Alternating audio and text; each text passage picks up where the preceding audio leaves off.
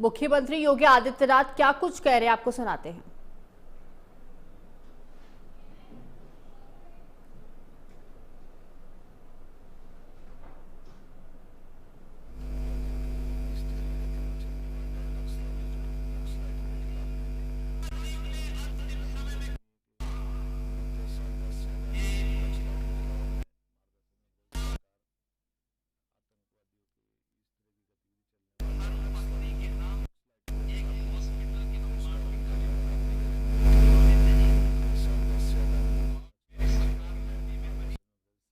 BJP की double engine सरकार है।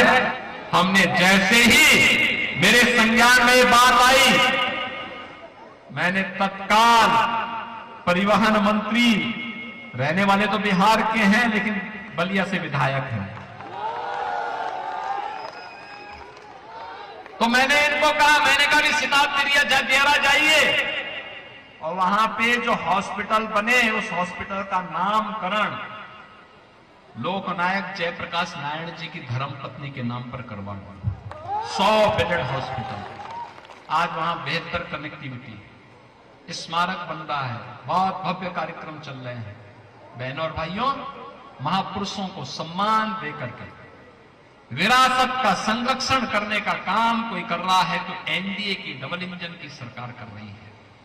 विरासत को पान करने का काम कांग्रेस, आरजेडी और समाजवादी पार्टी जैसे दल करते हैं।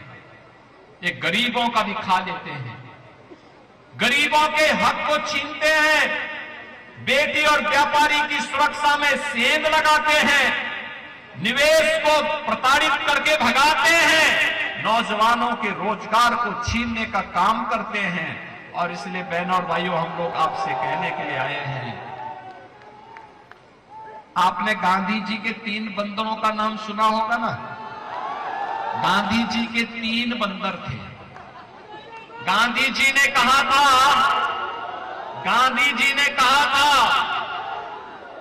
कि उन 3 बंदरों को 3 प्रतिकृति के रूप में उन्होंने प्रस्तुत किया था।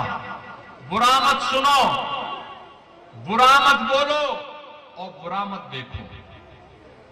लेकिन आज इंडी गठबंधन के 3 बंदर पप्पू के रूप में, टप्पू के रूप में और अप्पू के रूप में बिहार को फिर से ठगने के लिए आ गए हैं। ये लोग अच्छा नहीं बोल सकते, एक अच्छा नहीं सुन सकता, एक अच्छा नहीं देख सकता, इसलिए इनको विकास नहीं दिखाई दे रहा है, गरीब कल्याण नहीं दिखाई देता है और विरासत का सम्मान भी इनको अच्छा नहीं लगता है। इसलिए बहनों और भाइयों, मैं आपसे कहने के लिए आया हूं, ये जितने भी महागठबंधन से जुड़े हुए लोग आपके बीच आ रहे हैं ना, ये जितने भी हैं, ये सभी के सभी लोग बिहार और देश को लूटने वाले लोग हैं, गरीबों के हकों पर डकैती डालने वाले लोग हैं।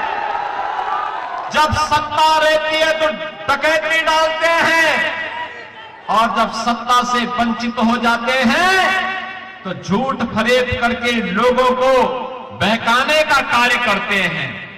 आज भी वे लोग यही कर रहे हैं, लगातार झूठ, लगातार झूठ पे झूठ, झूठ पे झूठ। लेकिन मैं आपसे कहना चाहता हूं, जिन्होंने देश को लूटा है, देश की विरासत का अपमान किया है और लगातार आज भी वे यही कर रहे हैं, उनका आचरण देखो ना। इसी सीवान में खानदानी माफिया को गले लगा रहे हैं, आप देख रहे होंगे चंदू बाबू के साथ क्या घटना घटित हुई थी इस सीवान में। एसिड से उस माफिया ने उड़े डाला था। यह घटना घटित होती थी बिहार में आरजेडी के समय में, लेकिन अब नहीं, अब तो यूपी का बुलडोजर चांप रहा है माफिया को। अब नहीं ये लोग कुछ कर सकते। और इसीलिए बहनों और भाइयों, मैं आपसे अनुरोध करने के लिए आया हूं, अपील करने के लिए आया हूं। हमारा सहयोगी दल है लोजपा आर। आपने देखा होगा बिहार के यशस्वी नेता के श्री रामविलास पासवान जी, रामविलास पासवान एक ऐसा नाम युवा से लेकर के लगातार जिन्होंने बिहार के विकास के बारे में निरंतर प्रयास किया, आज उनके पुत्र अपने पिता की विरासत को लेकर के एनडीए के साथ खड़े हैं और उसी परंपरा का निर्वहन करने के लिए हम लोग आज आपके बीच आए हैं कि लोजपा आर ने एनडीए के समर्थन से यहां पर श्री सीमांत मृणाल को अपना प्रत्याशी बनाकर के उतारा है और इन प्रत्याशी का चुनाव चिन्ह भी है जिससे मैं आया हूं यहां पर, हेलीकॉप्टर। सीमांत मृणाल यहां से जीतेंगे तो हेलीकॉप्टर से इस विधानसभा क्षेत्र गरखा के सभी नौजवानों को सैर कराने का काम भी कर देंगे और इसीलिए आपसे अपील करने के लिए आए हैं, इस हेलीकॉप्टर विधानसभा, इस हेलीकॉप्टर चुनाव चिन्ह पर लोजपा आर के प्रत्याशी सीमांत मृणाल को भारी बहुमत से विजयी बना के भेजना है। भेजेंगे ना? सभी लोग भेजेंगे?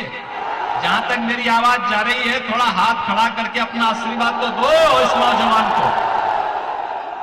अरे एक नौजवान को अपना आशीर्वाद दो जहां तक सड़क के किनारे में, जहां तक मेरी आवाज जा रही है, छतों के ऊपर लोग बैठे हुए हैं, खड़े हैं, इधर भी लोग काफी भारी संख्या में पुराने विद्यालयों के अंदर बाहर है, दोनों हाथ ला करके सीमांत मृणाल को अपना आशीर्वाद दीजिए। देंगे तो मेरे साथ बोलेंगे भारत माता की, भारत माता की जय श्री राम, जय जय श्री राम।